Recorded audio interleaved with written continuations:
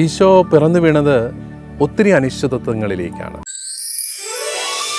കാലിത്തൊഴുത്തിലാണ് സർവശക്തനായ ദൈവത്തിൻ്റെ മകൻ ജനിച്ചു വീഴുന്നത്. അഭയാർത്ഥികളായി കഴിഞ്ഞ കുടുംബമാണ് നസ്രത്തിലെ കുടുംബം. അങ്ങനെ അഭയാർത്ഥിയായി പോയി വീണ്ടും തിരിച്ചു വന്നു. ഒരു സാധാരണ മനുഷ്യനെ സംബന്ധിച്ചിടത്തോളം ഇതെല്ലാം അസ്വസ്ഥതയുളവാക്കുന്ന കഠിനമായ സാഹചര്യങ്ങളാണ്.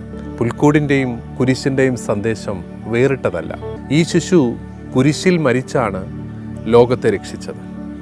അതുകൊണ്ടാണ് സഹനങ്ങളിൽ നിന്ന് ഒളിച്ചോടി മാറിക്കൊണ്ട് നമുക്കൊരിക്കലും ക്രിസ്മസിൻ്റെ അർത്ഥം മനസ്സിലാവില്ല.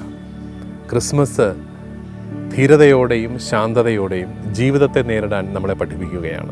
അനിശ്ചിതത്വങ്ങളുടെ നടുവിൽ സ്വസ്ഥതയോടെ നിൽക്കേണ്ടവരാണ്, സന്തോഷത്തോടെ ജീവിക്കേണ്ടവരാണ് നമ്മൾ എന്ന ഒരു സന്ദേശം ഉൾക്കൊള്ളാനായിട്ട് പരിശ്രമിക്കാം.